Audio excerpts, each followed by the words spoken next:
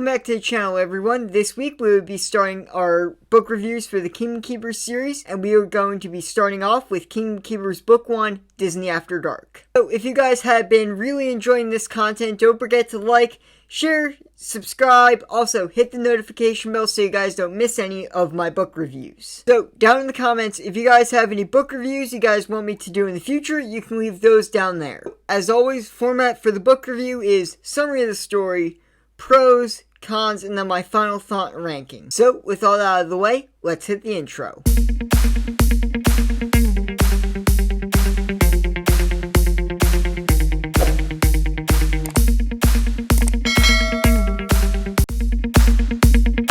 So, our story follows 5 teenage kids named Finn, Philby, Maybeck, Charlene, Willow, who have been chosen by Disney to become models for Disney's new DHI program. Little do the kids actually know that DHI program is been designed by one of the top Imagineers, Wayne, to actually combat the rising threat of the Overtakers, a group of Disney villains who have started to band together to overtake the parks to create a paradise for the villains. So after assembling the 5 kids together, Wayne gives them a task to solve what he calls the Stonecutter's Quill, which is a fable that was actually passed down from Walt Disney himself to Wayne so that the parks would be protected. So the kids actually have to solve the Stonecutter's Quill to save the parks from whatever Maleficent and the other Overtakers are planning.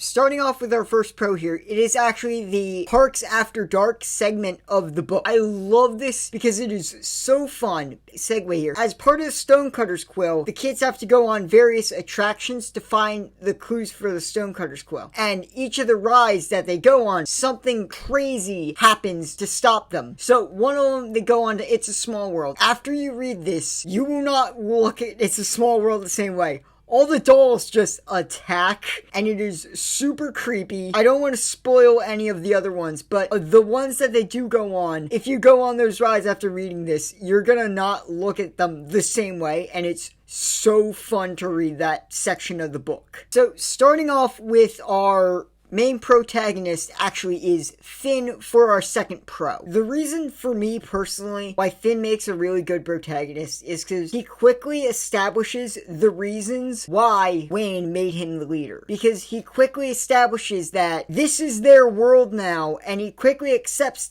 their reality. And I feel like that's really a more interesting way to take it, other than him slowly, initially rejecting it, and then slowly accepting it. Finn just completely, pretty much jumps right in. Whereas the others on the team, they are the more typical route where they slowly start to accept what's going on. Whereas Finn's just completely headlong and jumps right into it. And I think it's the more interesting take to Ridley Pearson went with. So another real reason I appreciate Finn as the main protagonist is the way he's able to really quickly just establish dominance and mastery over the DHI technology. Because the all clear phenomenon, which is where when Finn's able to completely exit all thought out of his body and become his DHI, he's one of the first people of the group to be able to do it. And I appreciate that because Ridley Pearson makes it more of a mindset thing. And Finn, as the leader, is the first one to realize he has to completely just blank out his fear and everything to be able to use that. And I feel like that's a really good way to have your leader of your group. Like, the one that can master that mindset of no fear is the one that really, really should be your leader. And I really appreciate that. So our third and final pro actually is the DHI technology itself. So I really find the idea of the DHI technology super interesting. The idea that a person's mind can command a virtual hologram is super interesting to me. But also the fact that whatever happens to their DHIs will reflect on their physical body. Like with Finn with the laser burn on their first real mission. I love that concept,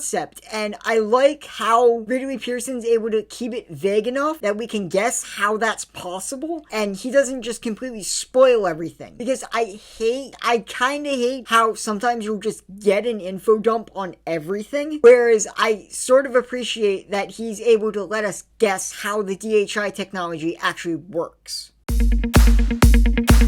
starting off the con section here, I am actually going to put the other 4 members of the team on this con list. And I kind of hate to do this, but I'll kind of explain why I have to. So this kind of hurts me, but I really feel like Ridley Pearson didn't use the 4 other characters to their best effect. I'm going to cut him a little bit of slack. I know it's the first book, and he definitely didn't know what he wanted the team dynamic to be, and I definitely do think he fixed this in the later books. But for this book in particular, the one thing that I really don't think works is if you're going to have Maybach be the tech person, why have Phil be there at all? He remedies this in the other books, and he makes Maybach the art connoisseur and Philby be the tech guy. I think it would have been better if he'd established all the other 4 people's roles early. And just giving them moments to shine and see, okay, this is why they're on the team. I just think that would have worked better, and it would have justified having all the other 4 on the team a bit more for me.